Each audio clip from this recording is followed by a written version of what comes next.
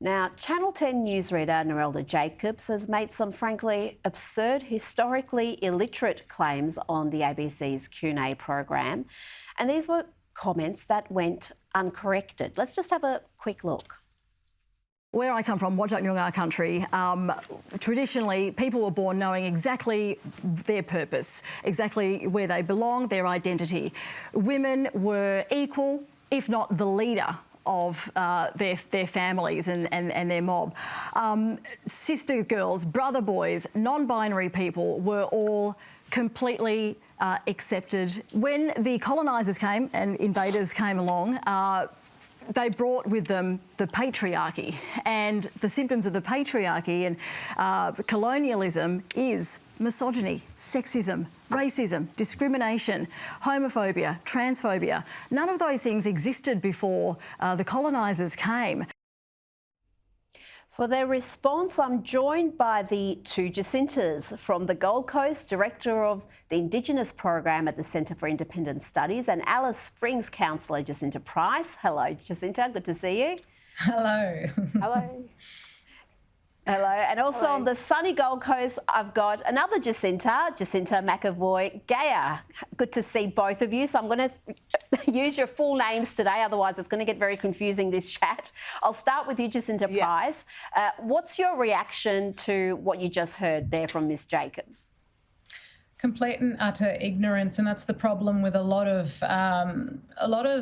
people, descendants of Indigenous Australians nowadays, is that they don't actually understand any sort of cultural context of what for our societies, that in fact we were patriarchal, are still patriarchal societies, and there's always been an issue with violence within our culture and within our society, in that we accept things like payback, which in most small-scale societies around the world, even Western society once upon a time also accepted, but we still carry out these sorts of practices. I mean, these are just myths that are being thrown around, and I'm done. I'm absolutely done with it. The fact that over and over again we're seen as not having to take responsibility for the issues we face, for the incredible rates of domestic and family violence that go on within our communities, within our families, and somehow it's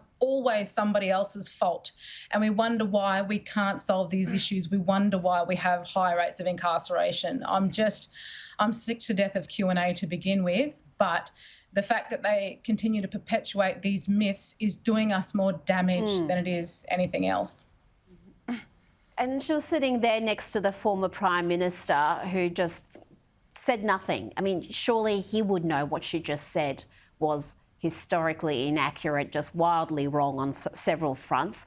But to you, Jacinta McAvoy-Gayer, do you think Ms Jacobs' views are held by the majority of Indigenous people living in remote communities? And what does that sort of mindset do in helping to reduce the appalling rates of abuse that we are seeing, particularly violence against women?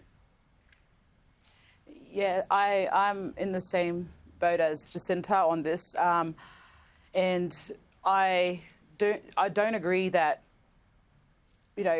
post-colonisation that all these issues came about. I believe that these, taught by my elders, that racial wars happen between Indigenous people. And like we've always had that tribal war, we've had those tribal wars before. Not racial, sorry.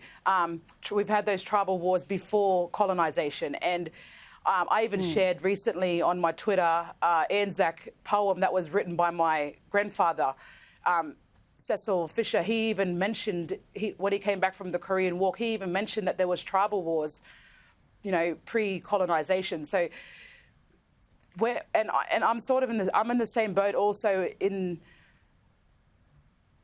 black on black violence has always been a part of being an Indigenous person. Me growing up in both urban and remote communities in Queensland, I've always had all my battles was against my own people first and foremost. And I believe that the only way for change is change amongst ourselves. It took me to change my life around. And domestic violence, I think I go back to Sarah what's her name, Sarah Young, her comment that she made Sarah earlier Hanson-Young? before that comment was made. Yep, the comment that she made that the card that they have, the basic card, the basics card. Yeah. So the basics card, the comment that she made that the basic card is the #1 cause why women are still in domestic violence, that's not true. I've seen that basic card be rolled out, and it's not the #1 cause. The #1 cause, and this is statistics in DVCS, the stats are alcoholism, drug abuse. These are the reasons why domestic violence happens. And the perpetrators are Indigenous men, male men, and all women on both sides. And I've seen it growing up in remote communities. I've seen it all the time. Domestic violence, and it hasn't. It hasn't been Jacinta, the cause of we're not colonisation. saying. Absolutely, we're not saying all Indigenous men are perpetrators of violence. Of course, we're not. No. But sadly, there's no escaping the fact that Indigenous women are far more likely to be victims of domestic violence. In fact, they're 35 times more likely to be hospitalised due to domestic violence. So that in itself is such a shameful statistic for this country. Jacinta Price, I want to ask you about Labor leader Anthony Albanese's comments. He was been in the Northern Territory this week making the case for a voice to Parliament and constitutional recognition. He said that Australia as a nation won't be whole without it. Is he right? Oh, look, Albanese is just paying lip service. He wants to win the Aboriginal vote, and that's all he's interested in. That's all Labor have ever done, is claim to be the great saviour of the Aboriginal people and absolutely done nothing for us except continue to ensure that we remain dependent on somebody else to solve our problems while our problems don't get solved. And look, Albanese is absolutely disregarding voices like mine, voices like Jacinta's, voices like Sharon Long, absolutely disregarding us. I mean, we visited Canberra, we were there. He had made no attempt whatsoever to listen to Aboriginal women.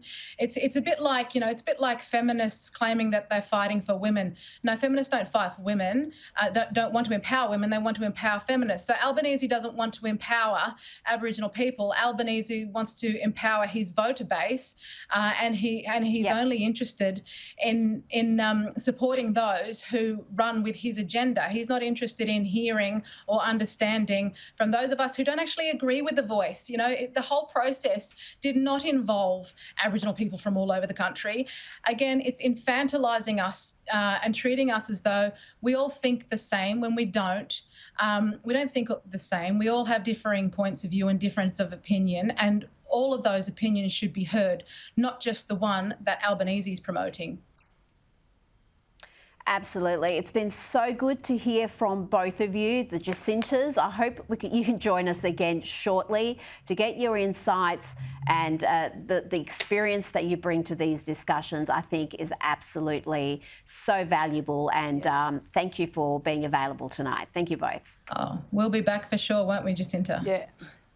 Yeah, we'll be back. Fabulous. Yeah.